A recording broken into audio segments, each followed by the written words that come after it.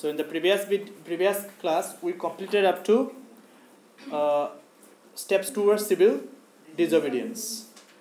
In today's class, we will complete the chapter, and that is how nationalism emerged.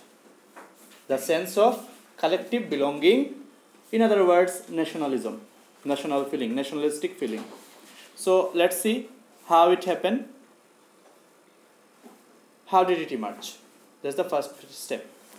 Now, if you look at it, you will find that the sense of collective belonging gradually came partly through the experience of united struggles. How did it come?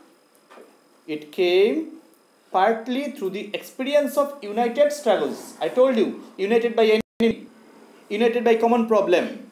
In the same way, united struggles. Maybe they had different intentions behind the struggles, but the action was similar or same. Clear? And so this united action led to united feeling, oneness in approach and feeling. Clear? So it was partly responsible for the development of nationalism, collective belonging, sense of collective belonging. Even the media, moreover, literature, art, literature and all also functioned substantially in developing that feeling. What were these? Folklore. We know about folklore, now related to what happened in France and other countries. In the chapter, as we found in the chapter, Nationalism in Europe, folklore played a very important role. Fictions, songs, popular prints and symbols, these things played a major role in the making of nationalism. In the 20th century means 1901 to 2000. In the 20th century, with the growth of nationalism, India came to be visually associated with the image of Bharat Mata, first created by Bankim Chandra Chattopadhyay. Clear? The image in your to your right hand side is what was drawn by Bankim Chandra Chattopadhyay. Clear? Now let me tell you about it. See how universal the appeal of embodiment of thoughts was. See how universal. Basically, with India, which has its root in Hinduism and all, it comes up with, you can say, manifestation or like a body. It tries to configure abstract qualities through concrete. You understand the point? It configures abstract qualities through concrete. But see, this appeal is not restricted to India. You must have seen Romania and Germany, the cases there in Europe. Clear? There also they came up with images. There also they came up with images of similar sorts. Clear? So what does it mean? Such embodiment, why did they do? They were not fools also. They understood it pretty well, that when abstract qualities are embodied through concrete forms, embodied in concrete forms, then the message becomes clearer and it becomes concrete and easy to understand, easy to comprehend for the mass people. You understand the point? And so, see, and it worked miracle. The image of Bharat Mata worked miracle. It changed with time. This is simply the case with flags that we have, the anthem that we have. All these things are what? Are concrete embodiment of abstract feeling and emotion. You understand it? And there lies the importance of symbols. You cannot, a life without symbol is impossible, simply impossible. Because symbols play an essential role in the material world which is led by emotion and passion. Clear? And so, see, this symbol worked miracle. What was it? This embodiment is a design of Bharat Mata, which was first done by Bankim Chandra Chattopadhyay. Now, what happened next? Let us see what happened next. See, Bankim then wrote Vande Mataram. Bankim Chandra Chattopadhyay then wrote what? Vande Mataram as a hymn to the motherland. We know this song? This hymn? Okay. Later, it was included in his novel Anandamot and widely sung and widely sung during the Sadashi movement in Bengal. Yeah, every lane of Bengal was filled with this song, Bande Mataram. Clear? Moved by the Sadashi movement, Abanindranath Tagore painted his famous image of Bharat Mata, in which Bharat Mata is portrayed as an ascetic figure, calm, composed, divine and spiritual. Okay, before I go to that, this image, the previous one, this one was drawn by No, this was drawn by Abanindranath Tagore. Okay, I was wrong in telling it. First it was created by Bankim Chandra Chattopadhyay, but this was, then he wrote the hymn also, Bande Mataram, clear? And then inspired by this, Abanindranath Tagore did what? Abanindranath Tagore drew the famous image, painted the famous image of Bharat Mata, in which Bharat Mata is portrayed as an ascetic figure, clear? As a spiritual holy figure, calm, composed and divine and spiritual, clear? In subsequent years, the image of Bharat Mata acquired many different forms as it circulated in popular prints and was painted by different artists. Understood? All this happened during that period of time. Now, this is embodiment of emotion, embodiment of India as a nation, clear? Now, ideas of nationalism also developed through a movement to revive Indian folklore. Sadashi movement played a very important role because it's like go back to the root. Go back to the root. And during this period of time, even before that or in the contemporary period, the discovery of Indus Valley civilization, it was really a path-breaking achievement for the Indians at that point of time, because the tradition of India that had long been followed and all had been attacked by the foreign rulers since 10th century, 7th century or 8th century AD. Clear? And then the result was what? The rules of Mughals and others, it all led to a serious decline in Indian culture. Clear? Serious decline in Indian culture, Indian system, and people totally went off track from the mainstream Indian culture. Many people went off track.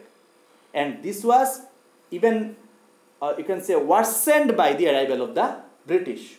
Who then did what? Who then simply destroyed everything, the root of it.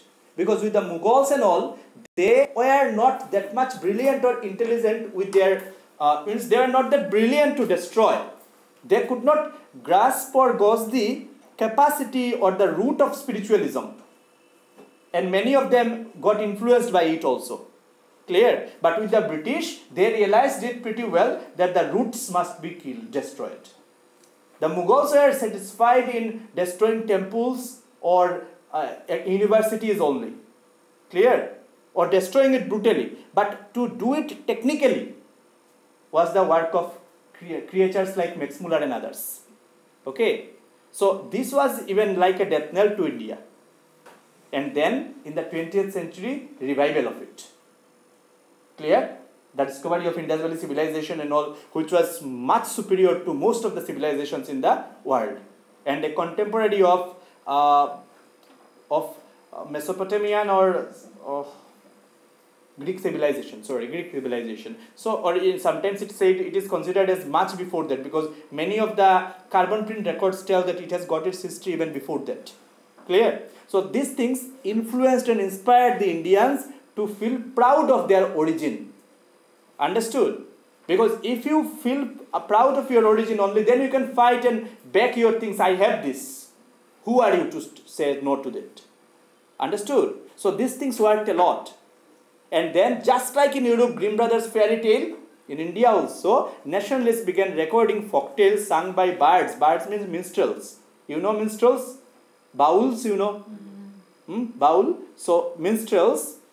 And they toured villages to gather folk songs and legends. Legends, you understand? These tales, they believed, gave a true picture of traditional culture that had been corrupted and damaged by outside forces, as I told you a little while ago. Clear? These reflect the true picture of the nation. They thought this way and they started promoting it. And when Indians started knowing it, they started feeling proud of it. And they started, in fact, they felt like they should protect it, guard it. Clear? In Bengal, Rabindranath himself began collecting ballads, nursery rhymes and myths and led the movement for folk revival. Folk culture, you understand? Local culture and all. So, folk revival. In Madras, Natesha Shastri published a massive 4-volume collection of Tamil folk tales. The folklore of southern India, the name of it is. He believed that folklore was national literature. So, it was the most trustworthy manifestation, expression of people's real thoughts and characteristics. Understood? Because in folklores only you can get the real picture of people. Understood? Only in folklores.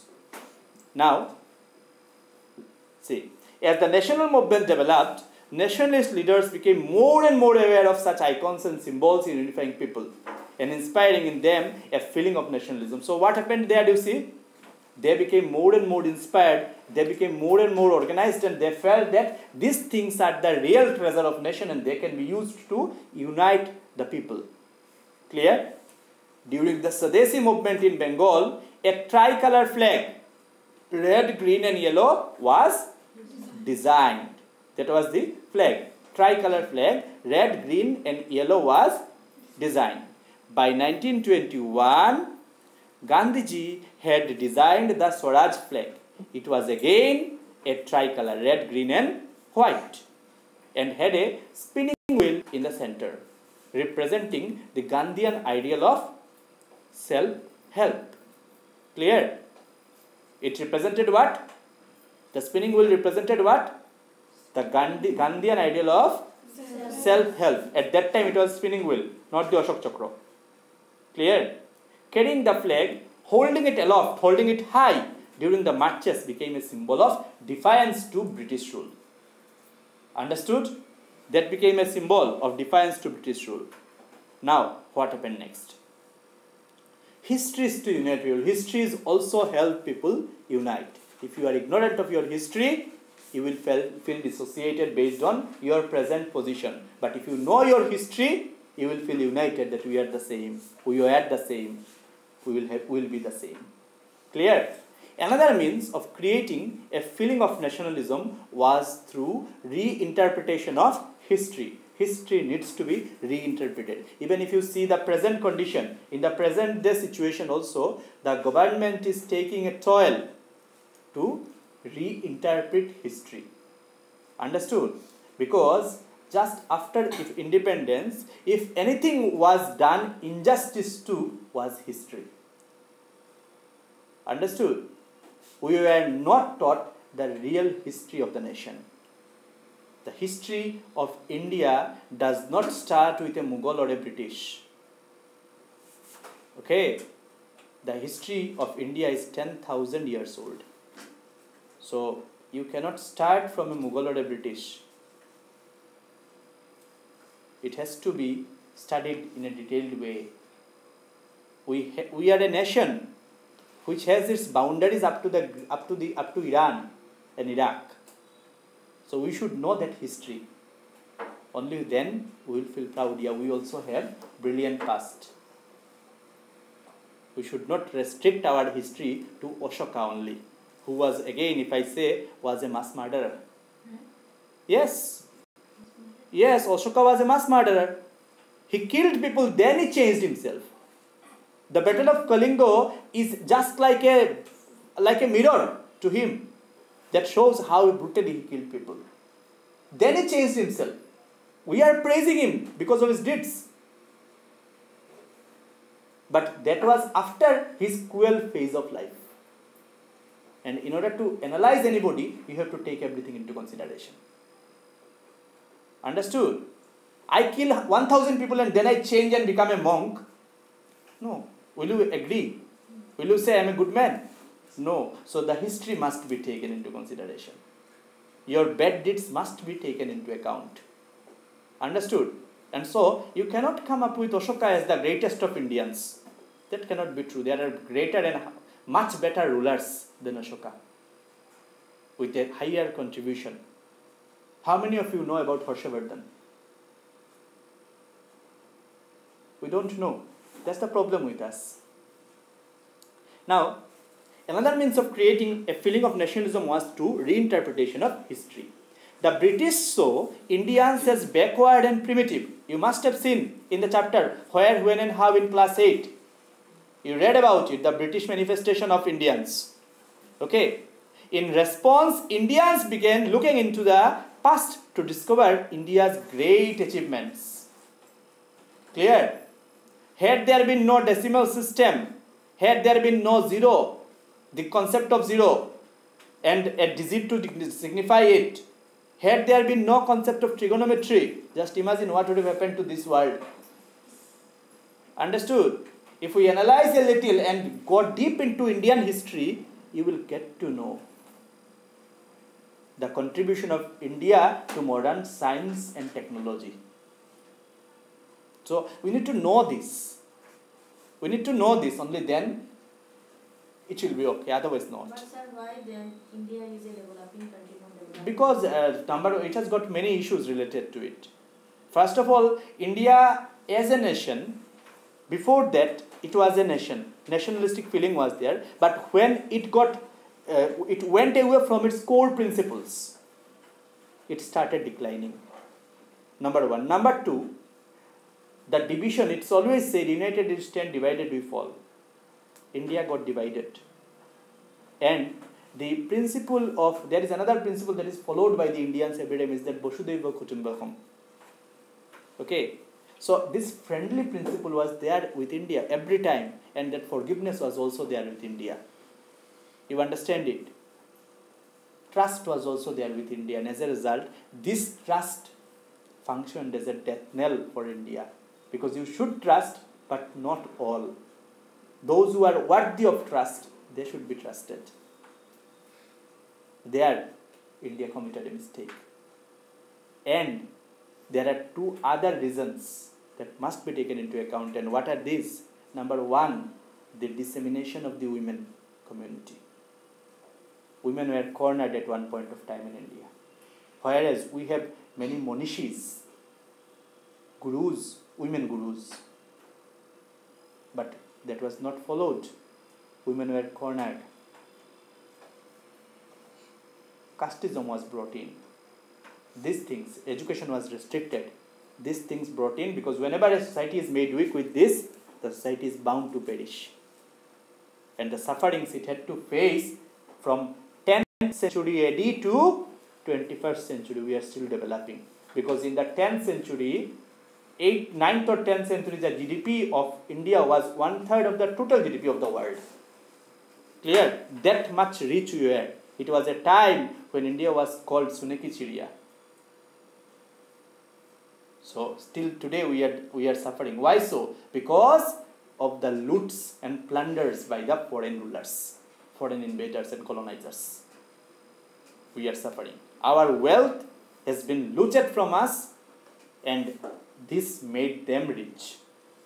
We failed to protect our things. We are still failing to protect our things.